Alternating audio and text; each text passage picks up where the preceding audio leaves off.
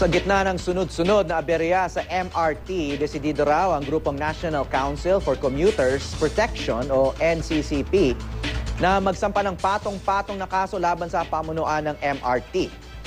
Inanunsyo naman ni DOTC Secretary June Abaya na may itinalaga ng bagong officer in charge sa MRT.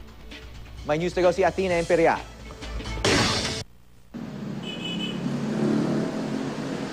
Halos araw-araw na ang aberya ng MRT. Noong Lunes, pumalya ang signaling system nito kaya ilang oras ding itinigil ang biyahe mula North EDSA hanggang Taft Avenue. Nitong Martes naman, bumiyahe ang MRT kahit nakabukas ang pintuan nito at puno ng pasahero. Sa kuha ni Yus Cooper Japat Ventura, ang ilang pasahero walang nagawa kundi kumapit na lang.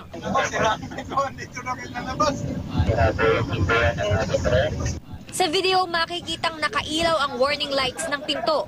Bumukas daw ang pinto ng pa-northbound na tren pagkalampas ng Guadalupe Station. Pero sige pa rin daw ang takbo ng tren hanggang sa makarating ng Boni Station. Alarming yun. Yun ang isa sa mga safety con natin yan protocol natin yun. Initial finding, it has something to do with the sensor.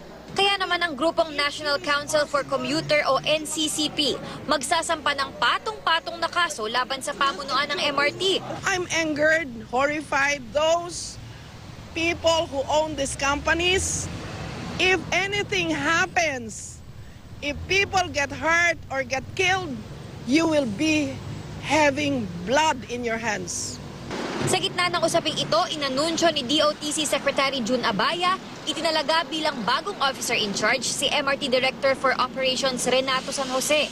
Magko-concentrate na lang daw ang dating MRT OIC na si Honorito Chaneco sa kanyang trabaho bilang administrator ng Light Rail Transit Authority o LRTA. Ngayong may bago ng OIC ang MRT, ang tanong ng mga pasahero, may pagbuti kaya silang maaasahan sa serbisyo? Athena Imperial, GMA News.